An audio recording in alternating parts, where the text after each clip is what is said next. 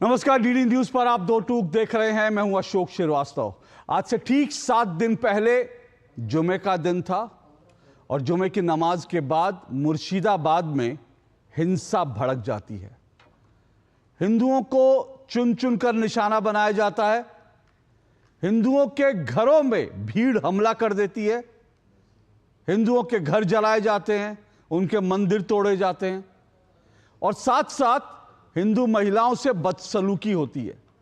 उनसे यह कहा जाता है कि या तो वो अपने बहू बेटियों को छोड़ दें तो उनकी जिंदगी सुरक्षित रहेगी और नहीं तो मरने के लिए तैयार हो जाएं। मैं जो आपको कहानी बता रहा हूं, यह कश्मीर फाइल की स्टोरी नहीं है, कश्मीर की कहानी नहीं है। यह 7 दिन पहले पश्चिम बंगाल के मुर्शिदाबाद में जो हुआ, यह मैंने उसकी कहानी बताई है। अब 7 दिन पहले जो हुआ उसको लेकर लगातार चर्चा हो रही है, लेकिन आज बड़ा सवाल जानते हैं क्या है? बड़ा सवाल यह है कि 7 दिन बाद 7 दिन हो गए, 7 दिन बाद भी मुर्शिदाबाद में जो हिंदू अपना घर बार छोड़ करके रिफ्यूजी कैंपों में रहने के लिए मजबूर हो गए थे, आज भी वो उन्हीं रिफ्यूजी कैंप में पड़े हैं। 7 दिन बाद भी, और 7 दिन बाद भी पश्चिम बंगाल के मुख्यमंत्री, पश्चिम बंगाल का कोई मंत्री, पश्चिम बंगाल के टीएमसी और कांग्रेस का कोई भी सांसद अभी तक हिंसाग्रस्त इलाके में नहीं पहुंचा है और जो हिंदू रिफ्यूजी कैंप्स में रह रहे हैं उनमें नहीं पहुंचा। 7 दिन हो गए, 7 दिन। सोचिए इस देश में हिंदुओं की क्या दुर्गति है, पश्चिम बंगाल में हिंदुओं की क्या हालत है। मैंने आपको 2 दिन पहले बताया था कि जब हिंदू दरअसल अपनी बेसिक जरूरतों के लिए राहत शिविरों में गुहार लगा रहे थे कि हमको ठीक से खाना पानी मिल जाए, उस दिन ममता बनर्जी मौलानाओं के साथ 2 घंटे मीटिंग कर रही थी और कह रही थी कि चाहे कुछ हो जाए, बंगाल में वक्फ कानून लागू नहीं होने दूंगी। तो सवाल यह है कि 2 दिन, 3 दिन, 4 दिन, पूरे 7 दिन तक पश्चिम बंगाल की मुख्यमंत्री को इतना भी समय नहीं मिला कि वो दरअसल जाती और हिंदुओं का हाल पूछती, और 7 दिन बाद भी हिंदू रिफ्यूजी कैंपों में पड़ा है। तो आज 2 टूक में इस सवाल उठाना जरूरी है, मुर्शिदाबाद कब होगा हिंदू आबाद? वैसे ही मुर्शिदाबाद में हिंदू जो हैं वो अल्पसंख्यक हो चुके हैं, वहां डेमोग्राफी बदल रही है, लेकिन अब वहां जो बचे कुचे हिंदू हैं वो भी अपना घर बार छोड़ करके वो राहत कैंपों में रह रहे हैं और राहत कैंपों से वो जाना नहीं चाहते क्योंकि अब भी डर का माहौल है। वो कहते हैं, वहां पे कई लोग जो है वो रोकर अपनी कहानी बता रहे हैं। वो कह रहे हैं कि हम जब तक बीएसएफ है, केंद्रीय बल है, तब तक हम सुरक्षित हैं। जब ये केंद्रीय बल चले जाएंगे तब फिर हमारे साथ क्या होगा हमें नहीं पता। तो 7 दिन बाद भी पश्चिम बंगाल की सरकार उनको राहत शिविरों से निकालकर उनके घर नहीं पहुंचा पाई है, उनमें यह भरोसा नहीं दिला पाई है कि आप अपने घर में सुरक्षित हैं। यह पश्चिम बंगाल का हाल है। तो सवाल आज इस पर जरूर होगा, मुर्शिदाबाद कब होंगे हिंदू आबाद? इससे पहले आगे बढ़े, मुर्शिदाबाद के जो पीड़ित हैं उनकी आवाज आप तक पहुंचनी चाहिए। वो आवाज आप तक पहुंचाने की कोशिश कर रहा हूं इन साउंड बाइट्स के जरिए। सुनिए जरा।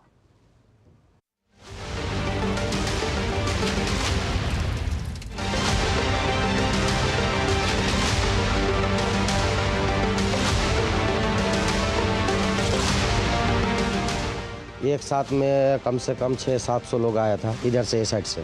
फिर उसके बाद इधर से नहीं घुस पाया। थोड़ा मेरा दीदी का दुकान जो है, वो ये दीदी का मेरा ताऊ जी का जो दुकान है सब पूरा लूट कर लिया, माल उल लेकर भाग गया। फिर उधर से आके वो साइड से फिर घुसा 600-700 लोग, और सब बाहर से आया सर।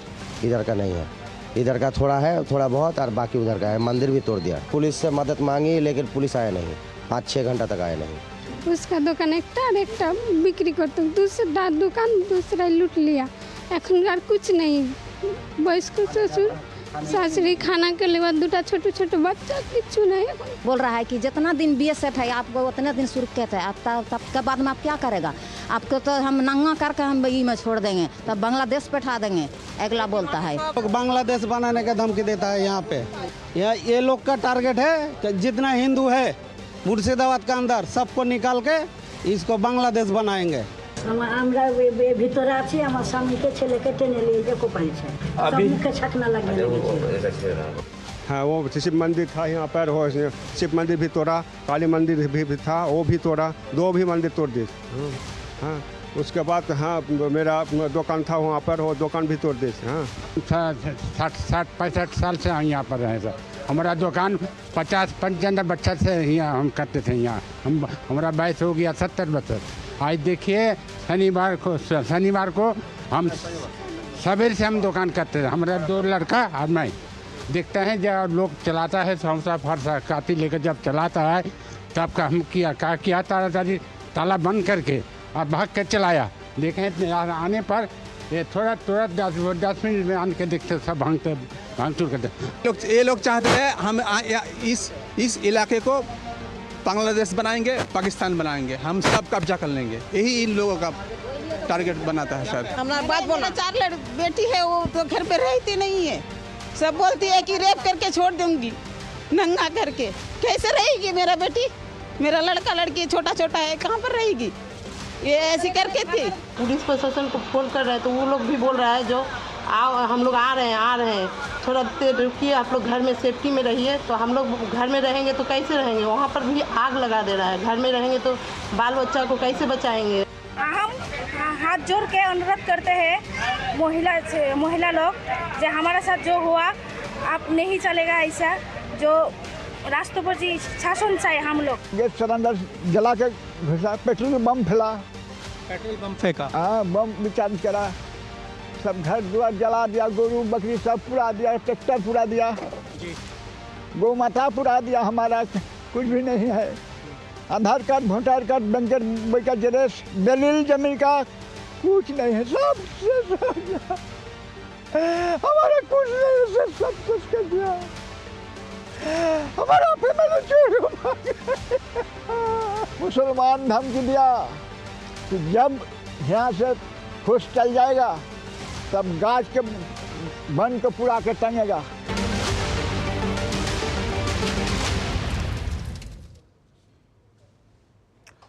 एक माँ कह रही है कि मेरी बच्ची कैसे रहेगी, क्योंकि वो लोग आते हैं कहते हैं तेरी बेटी को रेप कर देंगे।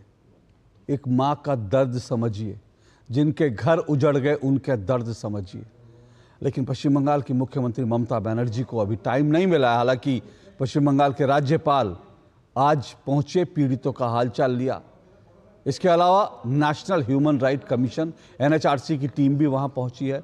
आज वो वहां दौरा कर रही है, लोगों से मिल रही है। राष्ट्रीय महिला आयोग की टीम भी गई है। दिल्ली से लोग पहुंच सकते हैं, लेकिन कोलकाता से किसी के पास मुर्शिदाबाद जाने का समय नहीं है।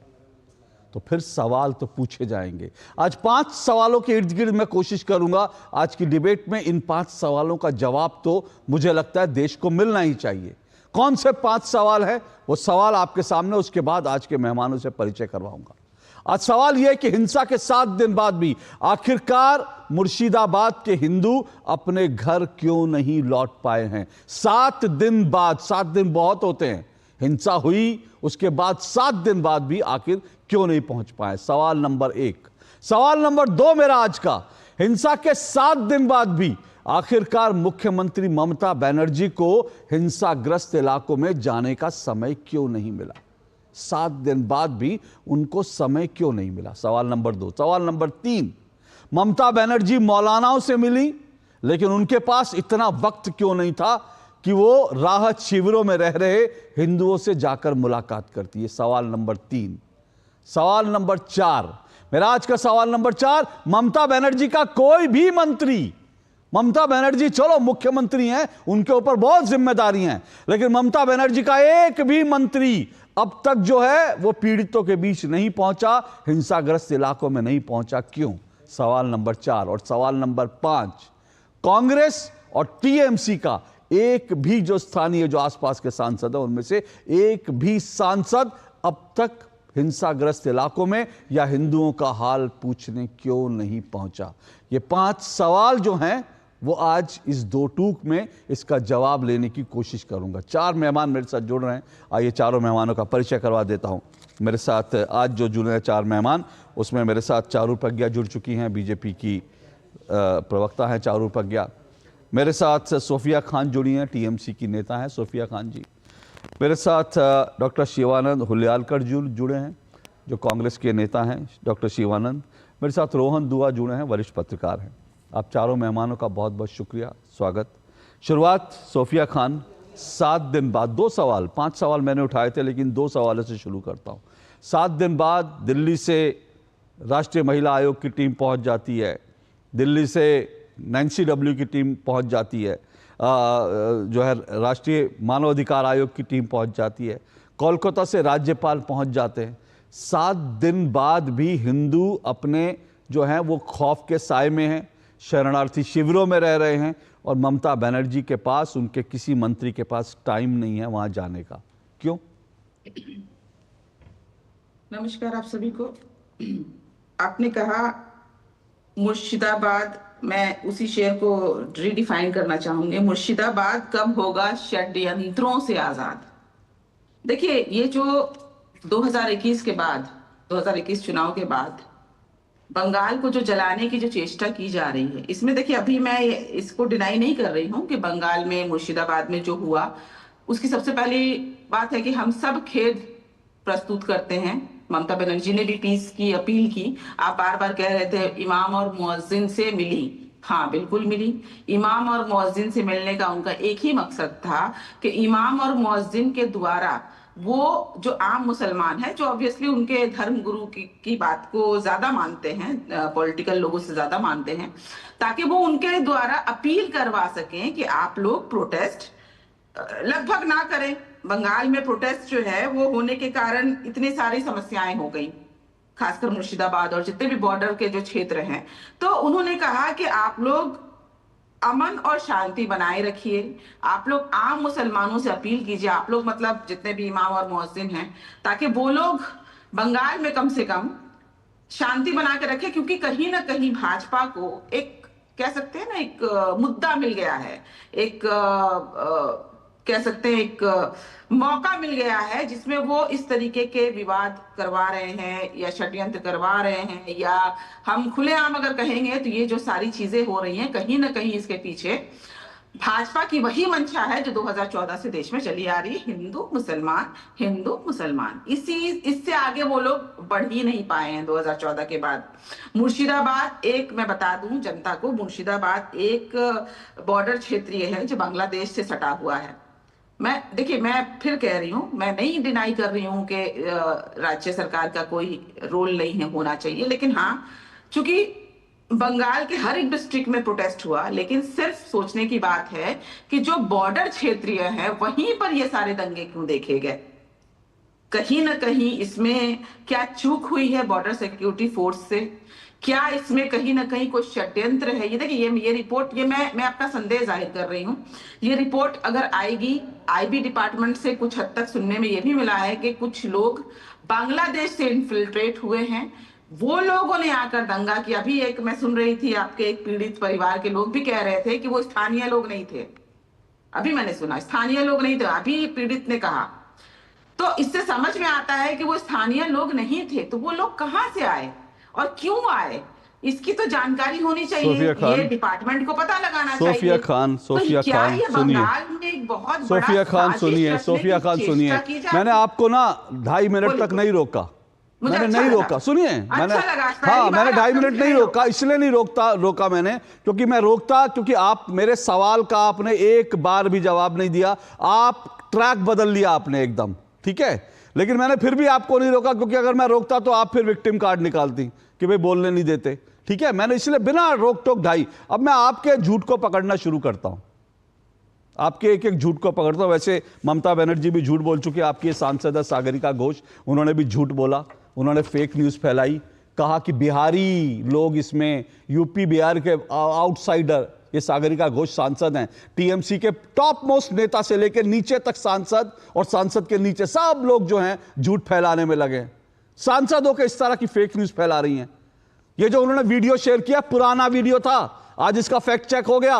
ये तो बिहारी कर रहे थे ना, बिहार से आए, बिहारी आए, उन्होंने हिंसा करी, टोपी। मेरी बात सुनिए, एक मिनट रुकिए। अभी तो आपको मैंने 2.5 मिनट रोका नहीं, और मैंने जैसे ही बोलना शुरू किया आपको जो है पीड़ा हो गई, जैसे ही मैंने सच बोलना शुरू किया। सुनिए तो सही, आपकी सांसद का चेहरा तो देश को, आपकी सांसद का चेहरा तो देश को दिखाने दीजिए। अरे आपकी सांसद का चेहरा तो देश को दिखाने दीजिए। आप बीजेपी करती रही, मैंने आपको रोका ही नहीं, क्योंकि आपको हक है बीजेपी पे आरोप लगाने का, लेकिन आपकी सांसद महोदय का चेहरा हमको भी दिखाने का हक है ना। अगर वो झूठ फैलाएंगी तो फिर उनका झूठ तो हम बेनकाब करेंगे। बिहारी बाहर से आके टोपी पहन के, हिंदू बिहारी, हिंसा। एक मिनट रुकिए, थोड़ा जिगरा चाहिए सच सुनने के लिए। सच कड़वा होता है, मुझे मालूम है, सच पीड़ा देता है। दूसरा सच, आप कह रही हैं बाहर ही थे। ये मेरे पास पश्चिम बंगाल की पुलिस की रिपोर्ट है, पुलिस की रिपोर्ट, पश्चिम बंगाल की स्थानीय पुलिस की रिपोर्ट है। वो कह रहे लोकल यूथ थे, उनके पास बम थे। ये पुलिस रिपोर्ट कह रही है, ये कह रही है कि लोकल यूथ थे, निकले, उन्होंने पुलिस पर, उन्होंने गाड़ियां फूंक डाली। देखिए कितना दर्द हुआ आपको, कितना दर्द हुआ। मैंने तो आपको NHRC की रिपोर्ट दिखाई नहीं, मैंने आपको महिला आयोग की रिपोर्ट दिखाई नहीं, वो तो अभी आएगी। आपको तो मैं पश्चिम बंगाल की पुलिस की रिपोर्ट दिखा रहा हूं। इससे बड़ा आईना क्या होगा? आईना देखकर सोफिया जी मुझे शेर व शायरी तो नहीं आती, लेकिन मुझे कुछ ऐसी लाइनें याद आ रही हैं। आईना देखकर अपनी शक्ल डर जाते हैं वो। तो ये आईना आपको दिखाया, आप डर गई। आपको आईना दिखाया, डर गई। अशोक जी भाजपा के प्रवक्ता मत आपको आईना दिखाया, डर गई। ये मैं भाजपा सुनिए ना, भाजपा प्रवक्ता के पास भाजपा प्रवक्ता तो सुनिए, भाजपा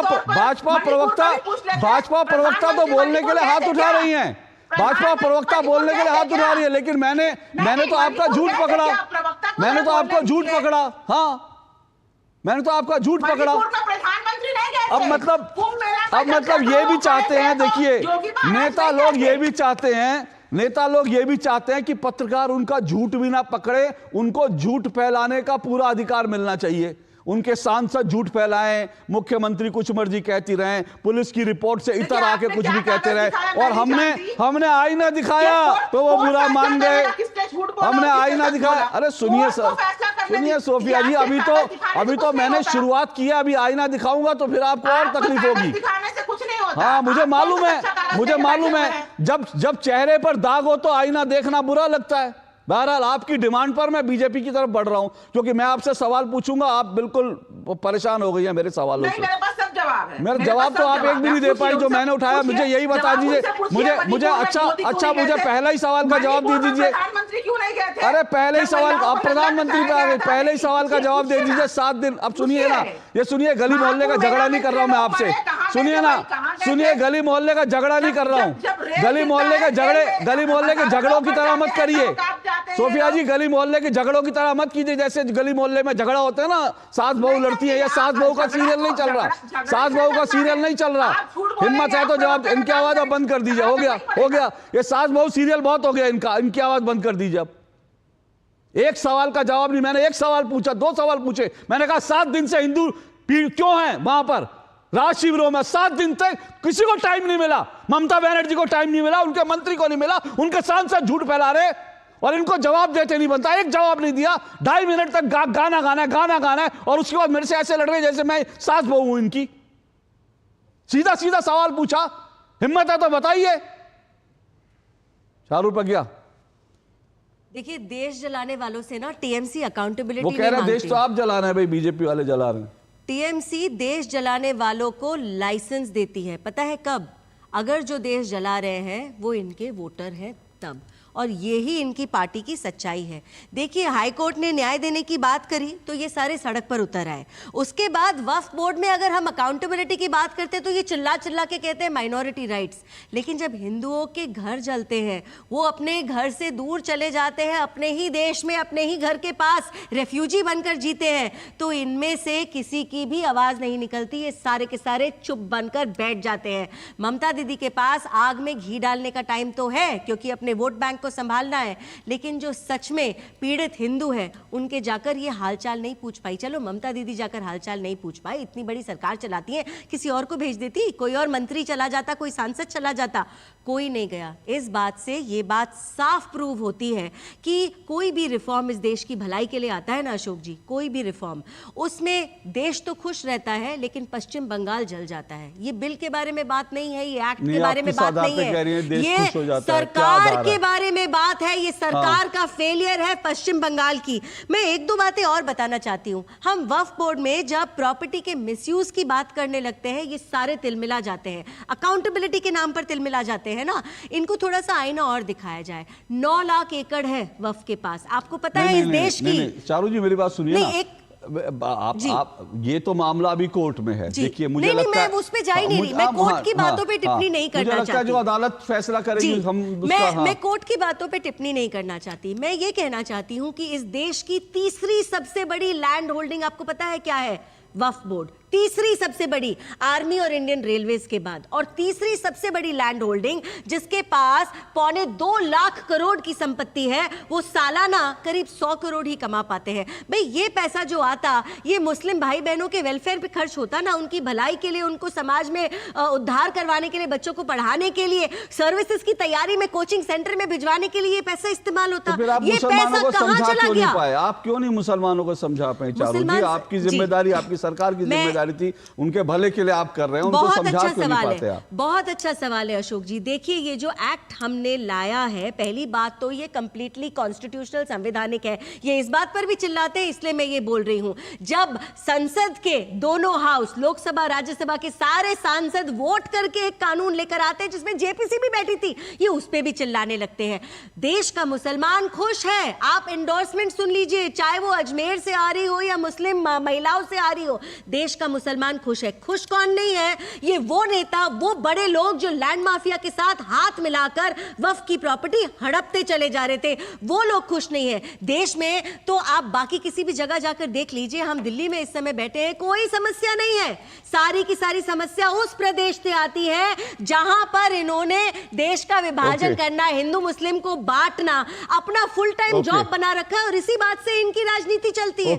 सोफिया खान, सवाल एक बड़ा ये है, इंपॉर्टेंट सवाल है, और वो सवाल ये है कि देश भर में कहीं दंगे नहीं हुए। ठीक है, कुछ जगह प्रोटेस्ट हो ना, किसी को प्रोटेस्ट करने का अधिकार है। बहुत सारे लोग, 100 से ज्यादा लोग जो हैं कोर्ट में गए, वो भी उनको अधिकार है।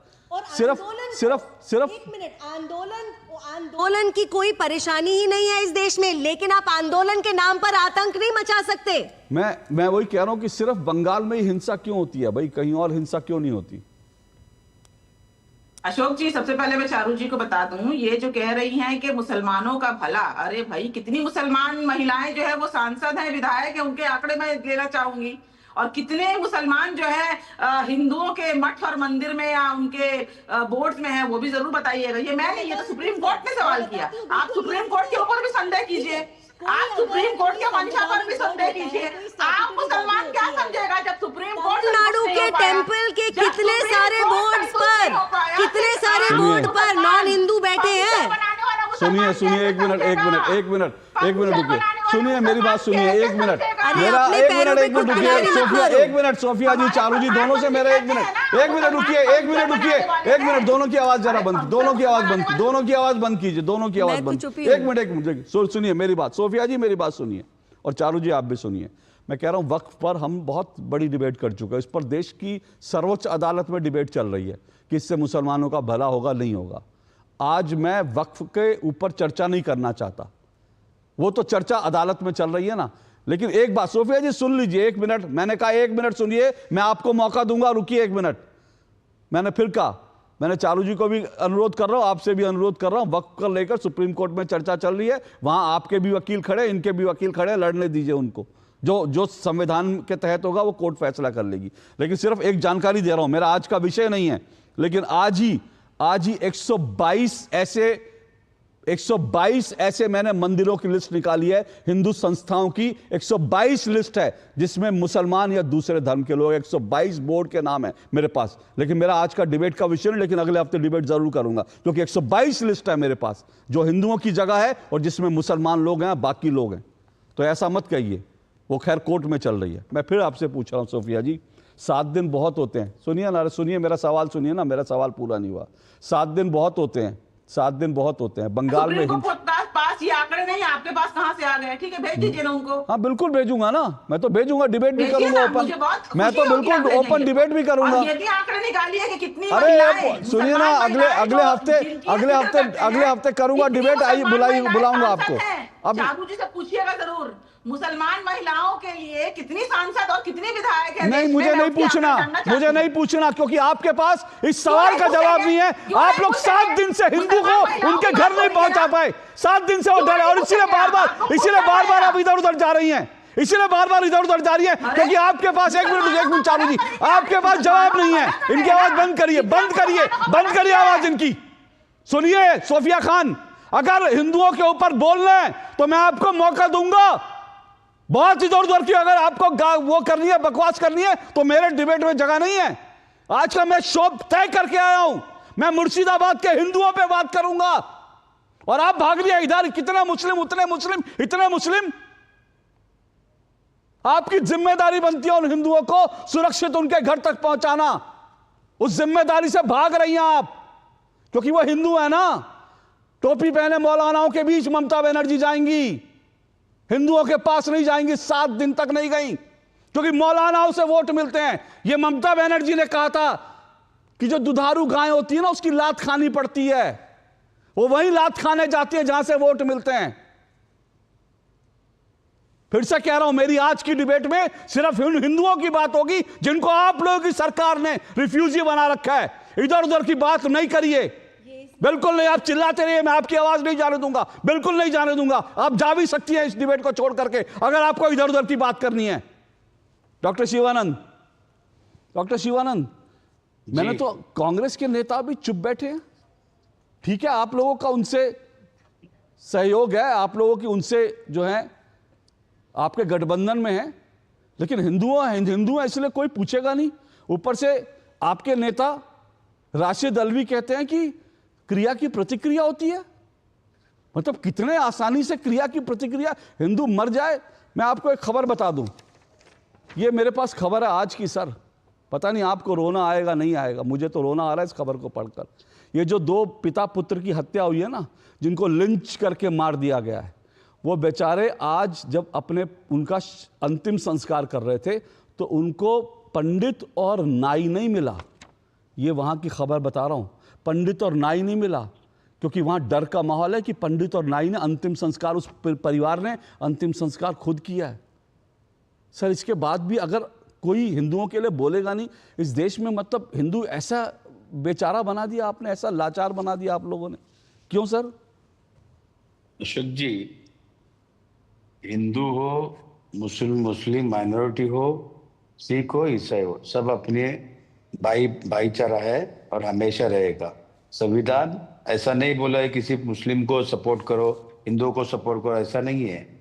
ये जो दंगा हो रहा है इसका जांच होना चाहिए, नंबर 1। नंबर 2, जो भी हो रहा है इसका मैं निंदा करना चाहता हूँ। और इसमें देखिए सिचुएशन क्या है, केंद्र सरकार के पास रॉ है, सीबीआई, ईडी है, और देश के होम मिनिस्टर अमित शाह जी खुद दौरा करके ममता बनर्जी से बात करके जो भी जिसके ऊपर अन्याय हो रहा है वो शांति होना चाहिए, शांतिपूर्वक होना चाहिए, नंबर 1। नंबर 2, हमने ये नहीं बोला कि देखिए कोई भी आदमी अभी कोरोना में कोई भी आप हिंदू की बात करें, मैं भी एक हिंदू हूँ, एक लिंगायत हूँ, एक पंडित हूँ। मैं ये बोलना चाह रहा हूँ, हिंदू मुस्लिम धर्म के नाम पे राजनीति नहीं होना चाहिए। दूसरी बात, अगर हिंदुओं के ऊपर अत्याचार हो रहे तो मुस्लिम भाईचारा जाके उनको मदद करना चाहिए, मुस्लिम को कुछ तकलीफ हो रही तो हिंदू लोग जाके मदद करना चाहिए। लेकिन जिस तरह से पश्चिम बंगाल का मुद्दा उठा रहे हो, ये एक ही पश्चिम बंगाल का नहीं है सर। आप जाइए उत्तर प्रदेश में योगी आदित्यनाथ को, आप जाइए मणिपुर जल रहे, एक बार भी देश के पंतप्रधान नरेंद्र मोदी जी नहीं गए, आदरणीय देश के होम मिनिस्टर अमित शाह जी नहीं गए। मैंने खुद सर अमित शाह वहां 2 दिन तक डेरा, सुनिए मैं फैक्ट चेक कर रहा हूं, अमित शाह जी वहां 2 दिन तक डेरा डाल के बैठे थे, बोलिए। अच्छा बात तो सुनिए अशोक जी। सोनिया मैंने सही कर दिया, अब आप बोलिए। जी मैंने मीडिया के माध्यम से मैंने खुद आवाज उठाया। मैंने खुद मणिपुर जल रहे, आज तक यूक्रेन जाके युद्ध रुका सकते देश के पंतप्रधान, इधर मणिपुर जल रहे, अदरस में दंगा हो रहे, तो मणिपुर क्यों नहीं जा रहे। तभी ये मुद्दा गर्म होने के बाद टाइम्स ऑफ इंडिया के मेरे नाम से न्यूज आया। आने के बाद देश के पंतप्रधान नरेंद्र मोदी जी, होम मिनिस्टर अमित शाह जी एक टीम बनाया। एडिशनल सेक्रेटरी इंडिया के उत्पल जी खुद 10 लोग टीम बना के मणिपुर गए। उसका रिपोर्ट के आधार से वहां के चीफ मिनिस्टर का रिजाइन लिया। ये मीडिया को थैंक्स बोलता हूँ। अशोक जी आपको भी थैंक्स बोलता हूँ, क्योंकि मीडिया एक चौथा आधार स्तंभ है। हमको बात रखने का एक अधिकार है और हक है, ये संविधान ने हमको दिया है। दूसरी बात, देखिए मैं ये नहीं कह रहा हूँ कि ममता बनर्जी ने उधर जाना चाहिए, क्योंकि कभी भी एक पश्चिम बंगाल सिर्फ मुस्लिम माइनॉरिटी के हिंदुओं का है ऐसा नहीं है, सब समाज के सब धर्म को लेके जाने का है। और कोई भी दंगा उधर हो रहे, शांति रखना ये पूरा जिम्मेदारी पश्चिम बंगाल की मुख्यमंत्री ममता बनर्जी का पूरी तरह से जिम्मेदारी है। उनको अगर तबीयत ठीक नहीं है तो लॉ एंड ऑर्डर के हिसाब से इतना है कि हिंदू मुस्लिम नहीं होना चाहिए, धर्म के नाम पे दंगा नहीं होना चाहिए, इतना मैं कहना चाहता हूँ। वक्फ बोर्ड के देखिए, वक्फ बोर्ड का मुद्दा लेके डॉक्टर शिवानंद सुनिए, मैं आपको चाहता था आप अपना ओपनिंग स्टेटमेंट दे, नहीं रोका। एक बात, आप संविधान कर रहे हैं, राहुल जी संविधान करते हैं। संविधान में कहाँ लिखा है कि हिंदू रिफ्यूजी कैंप में हो तो उनका हाल पूछने नहीं जाना चाहिए? ये संविधान में नहीं लिखा। एक मिनट, नहीं लिखा ना? अरे तो सर मैं वही तो पूछ रहा हूँ, मैं यही तो पूछ रहा हूँ 7 दिन से एग्जैक्टली मैं वही तो पूछ रहा हूँ। आप देखिए, आप भी कितनी, आपने बड़ी अच्छी बातें की, गुडी बातें की, बहुत अच्छी बात है। हिंदू मुस्लिम वाला होना चाहिए, हिंदू मुस्लिम नहीं करना चाहिए। सर ये पश्चिम बंगाल की रिपोर्ट कहती है, पश्चिम बंगाल पुलिस की रिपोर्ट कहती है कि वहां हिंदुओं के घरों को निशाना बनाया गया। हिंदुओं, ये इस रिपोर्ट में लिखा है कि हिंदुओं के घरों को निशाना बनाया गया। मीडिया रिपोर्ट्स कह रही है कि हिंदुओं के घरों को वहां पर जाके पहले चिन्हित किया गया, ब्लैक वहां इंक मार्क की गई कि ये हिंदू के घर है, इनको मारा जाए। तो जब हिंदू मारा जाएगा तो सवाल है, ये सवाल तो उठेंगे। और फिर मैं पूछ रहा हूं, आपने कहा बिल्कुल मैं यही कह रहा हूं, संविधान में नहीं लिखा कि सब बराबर हैं, लेकिन ऐसा क्यों होता है कि ना ममता बनर्जी के पास टाइम होता है, आप लोग मणिपुर सीधा पहुंच जाते हैं। आप लोग आपका कौन सा नेता गया, कौन सा नेता मुर्शिदाबाद गया? सर मेरा सवाल पूरा हो जाए, एक मिनट। कौन सा नेता मुर्शिदाबाद गया राहत शिविरों? मुझे एक का नाम बता दीजिए कांग्रेस का। और दूसरी बात, यहां पर बैठ के राशिद अलवी कहते हैं कि भाई ये तो क्रिया की प्रतिक्रिया, मतलब हिंदू मरे तो क्रिया की प्रतिक्रिया है। ये कौन सा जस्टिस है सर? और कौन से संविधान में लिखा है कि क्रिया की प्रतिक्रिया होगी? अशोक जी, हमारा नेता ने क्या बोला वो गलत दिखाए गए। कोई भी हिंदू हो, मैं भी एक हिंदू हूं सर, सुनिए, मैं भी एक हिंदू हूं, कभी भी किसी के साथ ऐसा नहीं होना चाहिए। मैं इसका निंदा करना चाहता हूँ। राशिद अलवी के बयान की निंदा कर सकते हैं आप? बात सुनिए, मैंने उन्होंने क्या बोला मैंने नहीं सुना। यही तो दिक्कत है सर, यही तो दिक्कत है सर, मेरे को पता नहीं है। यही दिक्कत है सर। 3 दिन से सर राशिद अलवी का बयान चल रहा है मीडिया में। इधर सुनिए, इसके पूरा जिम्मेदारी बीजेपी आरएसएस है। हाँ बिल्कुल, देश के पंतप्रधान नरेंद्र मोदी जी, अमित शाह जी इसके जिम्मेदारी लेके उनका टीम भेजिए। राशिद अलवी तो बीजेपी के नेता हैं जो क्रिया की प्रतिक्रिया कह रहे हैं। उन्होंने जाके बैठक लेना चाहिए। मतलब हिंदू मरेगा, वही तो मैं एग्जैक्टली कह रहा हूँ। मणिपुर में कुछ होगा, मणिपुर में कुछ होगा तो राहुल गांधी जाएंगे, कांग्रेस की टीम जाएगी। हिंदू मरेगा तो फिर भैया ये तो नरेंद्र मोदी जाने। हिंदू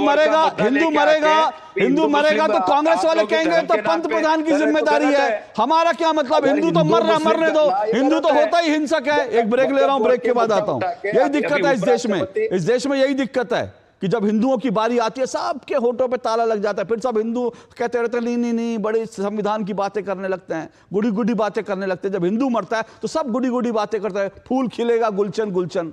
और जब एक कोई लिंचिंग हो जाए किसी और उसके साथ तो आसमान सर पे उठा लेते हैं। फूल खिलेगा गुलशन बंद करिए सर, हिंदुओं के दर्द को, तकलीफ को समझिए। एक छोटे से ब्रेक के बाद आ रहा हूं।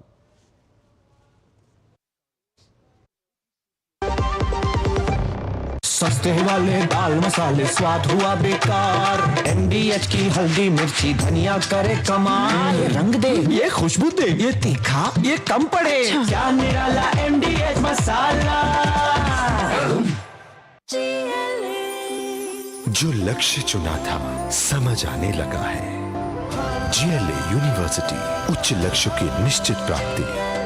जब धरती चीर कर निकलता है लोहे का पत्थर और मिलता है मोंगिया के जोश से, फिर तपता है, पिघलता है और बनता है फौलाद। अब होता है सरिया सारी खूबियों के साथ। मोंगिया स्टील, मजबूत देश का मजबूत सरिया। अब आया असली स्वाद। अब आया स्वाद। जब स्वाद के पड़े हो लाले तो MDH का चंकी चाट मसाला डालें। MDH का चंकी चाट मसाला। MDH। चलिए, 2 टूक आप देख रहे हैं। मुर्शिदाबाद कब होगा हिंदू आबाद, इसी पर हम चर्चा कर रहे हैं। 7 दिन से हिंदू वहां पर राहत शिविरों में बैठे हैं, लेकिन अब तक जो उन राहत शिविरों में कोई कांग्रेस का नेता नहीं पहुंचा, कोई TMC का नेता नहीं पहुंचा, मुख्यमंत्री नहीं गई, कांग्रेस और TMC का कोई सांसद नहीं गया उनका हाल पूछने, हिंसाग्रस्त क्षेत्रों का दौरा करने कोई नहीं गया। इस देश में हिंदुओं की क्या स्थिति बना रखी है कि उनके साथ कुछ हो जाए उनको पूछने वाला कोई नहीं है। 4 मेहमान मेरे साथ जुड़े हुए हैं।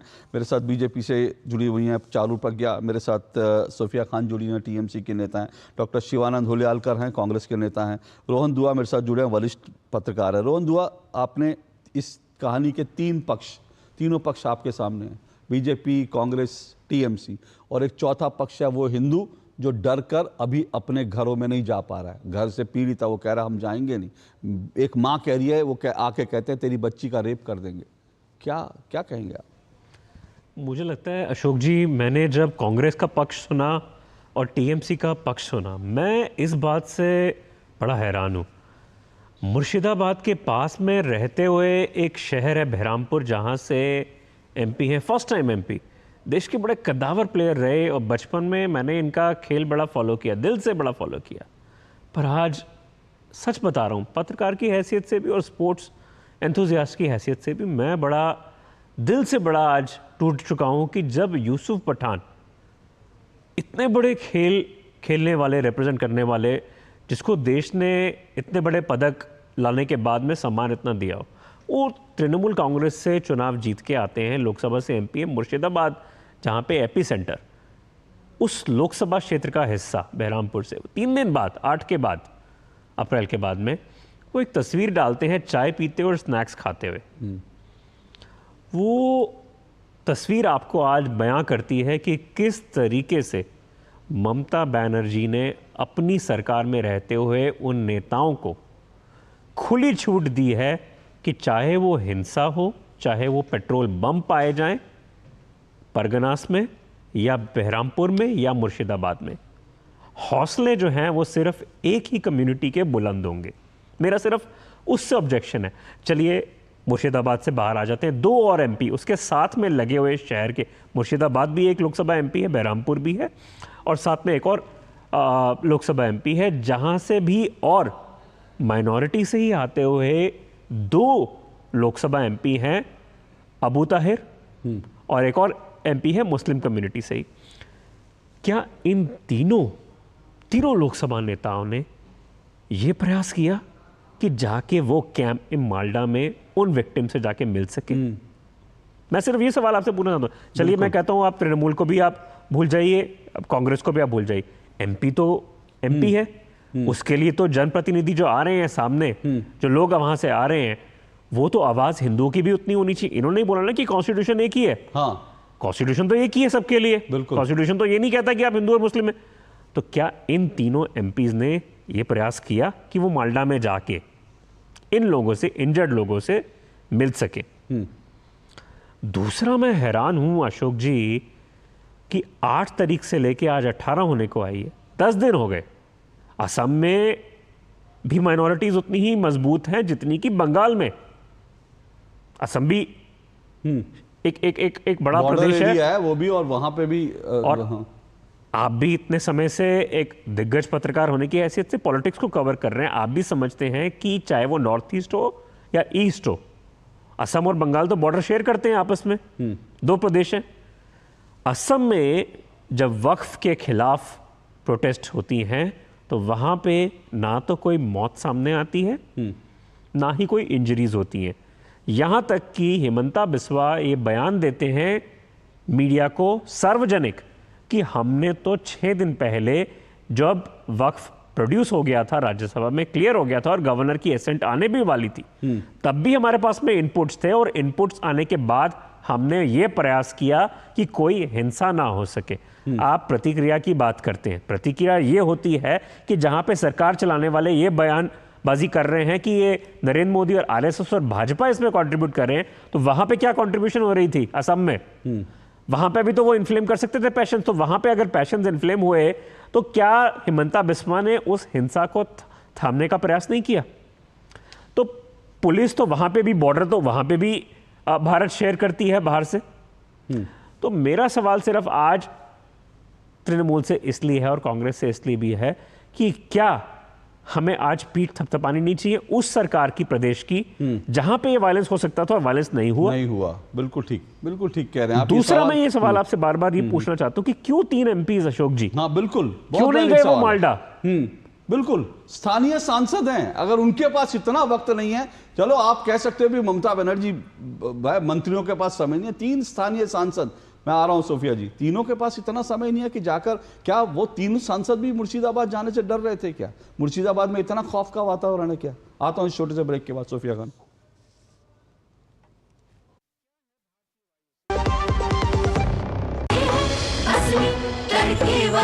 ये तो बड़ी समझदार, बड़ी होशियार, नहीं टेस्ट का असली test MDH ginger garlic paste.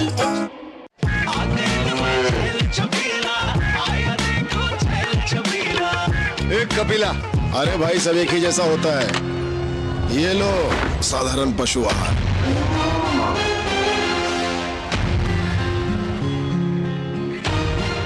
इस देश की हर माँ, बच्चे, बूढ़े, जवान, खिलाड़ी, डॉक्टर, इंजीनियर, सबको गाय भैंस की दूध की शक्ति पर भरोसा है। पर जब इन पशुओं को कपिला पशु आहार मिलेगा, तभी तो दूध सिर्फ ज्यादा ही नहीं, शक्ति से भरपूर भी होगा। और ये सच जानते हुए चंद पैसों के लिए तुम देश का भरोसा तोड़ दो। कपिला पशु आहार, देश का नंबर 1 पशु आहार। जो लक्ष्य चुना था समझ आने लगा है। जीएलए यूनिवर्सिटी, उच्च लक्ष्य की निश्चित प्राप्ति। चलिए, 2 टूक आप देख रहे हैं, 2 टूक में हम चर्चा कर रहे हैं मुर्शिदाबाद कब होगा हिंदू आबाद। जो हिंदू अपने घर से निकल करके राहत शिविरों में रह रहा है, शरणार्थी शिविरों में रह रहा है, अपने ही घर में बेघर हो गया है, आखिर वो कब जाएगा? अभी रोहन दुआ ने ब्रेक पे जाने से पहले सवाल उठाया, 3 सांसद हैं, लेकिन तीनों के पास फुर्सत नहीं है। तो 3 सांसद कहाँ से? स्थानीय सांसद हैं। बोलिए सोफिया जी, तीनों सांसदों के पास समय नहीं है। रोहन, देखिए सबसे पहले अशोक जी, मैं रोहन जी से पूछना चाहती हूँ, ये जो असम का उदाहरण दे रहे थे कि असम में भी बॉर्डर है लेकिन वहां पे ऐसे वारदात नहीं हुए, तो साफ साफ मैं कहूंगी कि असम में कोई चुनाव नहीं है। असम में कोई चुनाव नहीं है और आपकी डबल इंजन की सरकार है। यहाँ पर चुनाव भी है और आप लोग किसी भी तरीके से बंगाल, भाजपा के लोग किसी भी तरीके से बंगाल को लेना चाहते हैं। जैसे कि अमित शाह ने सांसद में खुलेआम कहा था कि अब बंगाल की बारी है।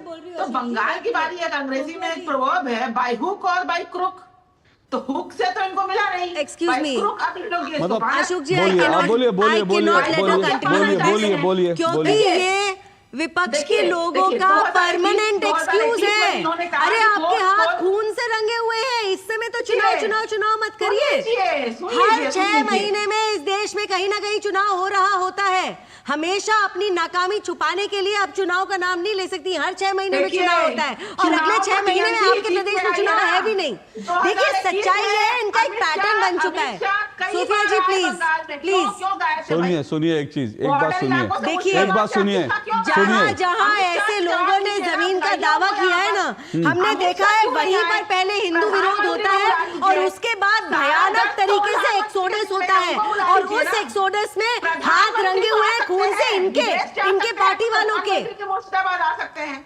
अरे कभी तो आपके अंदर की थोड़ी सी इंसानियत जागती होगी। सोफिया जी, ये जो रोहन, आप रिस्पॉन्ड करना चाहोगे? हाँ बोलिए रोहन। एक चीज मैं बस आपसे ये पूछना चाहूंगा कि चलिए मैं कहता हूं, आपकी बात मान ली एक समय के लिए कि बंगाल में चुनाव है अगले साल। आपसे मैं सिर्फ एक पत्रकार की हैसियत से नहीं, मैं एक सिटीजन की हैसियत से पूछना चाहता हूँ, जब मई 2021 के चुनाव होते हैं उसके बाद जब वायलेंस होता है 5,000 हिंदू निकाल कर लेकर आई हूँ, 5,000 Hindu. Thank you Rohan, but मैं 1 मिनट एक इंटरजेक्शन करना चाहती हूँ। बंगालवासी बोलिए, हिंदू नहीं। अच्छा आप वो बंगालवासी हो गए। बंगाल, वाह, यही है जब हिंदू मरता है, तो संविधान, हिंदू मरता है तो फूल खिले, गुलशन, सब लोग बराबर है। हिंदू मरता है तो हिंदू शब्द नहीं निकलता मुंह से, हिंदू शब्द नहीं निकलेगा सोफिया खान, यही दिक्कत है। हिंदू मुस्लिम की बात नहीं है अशोक जी, ये पता है बात किस बात की है? ये बात 1 मिनट भाई, सोफिया जी आप जब से आई है ना इस शो पर, मैं बहुत अपने आप को कंट्रोल करके बीच में नहीं बोल रही, लेकिन अभी मेरा ना सब्र का बांध टूट चुका है, क्योंकि असलियत ये है, ये किसी को भी, चलो अगर हिंदू मुस्लिम के नजरिए से नहीं देख रहे होंगे ना, ये वोट बैंक के नजरिए से देखते हैं, इनके लिए केवल वोट बैंक है। हो सकता है इनका वोट बैंक बांग्लादेशी हो, उसको भी सर पर बिठा लेंगे ये। देखिए 1 मिनट, ओके 1 मिनट रुकिए, आवाज बंद। मेरी बात पूरी नहीं। मैं 1 मिनट, मैं सिर्फ एक टिप्पणी कर दूं, उसके बाद चारू जी बोलिए। देखिए मैं फिर कह रहा हूं ना कि जो घर छोड़ गए वो तो हिंदू नहीं थे, वो तो बंगाली थे। तो जो टोपियां पहन के जिनके साथ ममता दीदी जो है इफ्तार कर रही थी, टोपियां पहन के जिनके साथ, वो कौन थे? वो बंगाली थे, बांग्लादेशी थे, कौन थे वो टोपियां पहनने वाले? तब आपको मुसलमान ही दिखते हैं, तब आपको मुसलमान ही दिखेंगे। और जब घर से निकल गए तब वो बांग्लादेशी है, तब वो भैया वो तो भारतीय हैं, इंसान है, मरने वाला तब इंसान हो जाता है। बोलिए चारू जी। देखिए यहाँ पर ये जो बहानेबाजी कर रही है ना अशोक जी, मेरा ना खून खौल रहा है, और मैं बस ये सोचती हूँ कि ये कैसे लोग हैं जिनकी इंसानियत नहीं जागती। बिल्कुल ठीक बोला रोहन ने, जब पिछली बार इनके प्रदेश में चुनाव हुए, चुनाव होने के बाद, जीतने के बाद, सरकार बनाने के बाद भी कितने घर जलाए गए, कितनी महिलाओं का रेप हुआ, कितनी बच्चियों का फ्यूचर इन लोगों ने बर्बाद कर दिया। ये भूल जाते हैं क्योंकि इन्होंने अपने प्रदेश को एक ऐसा प्रदेश बना लिया है जहां पर पॉलिटिकल वायलेंस को ये जस्टिफाई नहीं करते। जो पॉलिटिकल वायलेंस करता है उसको ताज पहनाते। ये ऐसे लोग हैं कि जहां आज इनको ऐसा लगता है, जिनको घर छोड़कर जाना पड़ गया, जो अपने खुद के देश में रेफ्यूजी बन गए, वो तो पराए हैं, लेकिन जो दूसरे देश से आते हैं लेकिन इनकी पॉलिटिकल पार्टी को वोट देते हैं क्योंकि वो इनका नकली आधार कार्ड बनवा देते हैं, वो इनके अपने हो गए। इनकी राजनीति केवल वोट बैंक की राजनीति है, हिंदू मुस्लिम की राजनीति भी नहीं है इनकी। ये मैं आपको सच बता रही हूँ, ये उद्धार मुसलमानों का भी नहीं कर सकते, ये इनका सच है। अगर ये थोड़ा बहुत भी उद्धार कर सकते, 5 साल में हमको पश्चिम बंगाल की स्थिति में कोई बदलाव नहीं दिखाई देता। भलाई इस देश में हर धर्म की, हर प्रांत की, हर समाज की, कभी मोदी जी नहीं है। अच्छा एक बात और है, पिछले 1 साल में 200 से ज्यादा हादसे हुए हैं पॉलिटिकल वायलेंस के बंगाल में, 200 से ज्यादा, और इसमें जितने अक्यूज निकले हैं सारे के सारे टीएमसी से जुड़े हुए निकले हैं, हर बार निकले हैं। तो क्या बोलती हूँ मैं तो एक छोटा सा ब्रेक जल्दी से ले रहा हूं। मैं तो फिर कह रहा हूं कि भाई ये तो मैं बार बार बंगाल पुलिस की रिपोर्ट दिखा रहा हूं ना, आप इस पे ही चर्चा कर लो। ये कहां लिखा है कि बंगाल पुलिस को नहीं पता कि वहां पे चुनाव हो रहे हैं?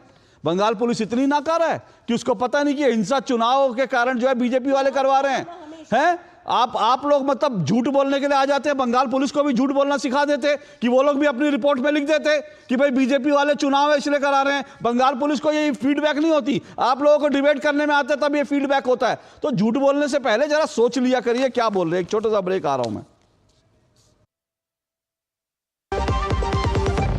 सस्ते वाले दाल मसाले स्वाद हुआ बेकार, MDH की हल्दी मिर्ची धनिया करे कमाल, रंग दे ये खुशबू दे ये तीखा ये कम पड़े, क्या निराला MDH मसाला।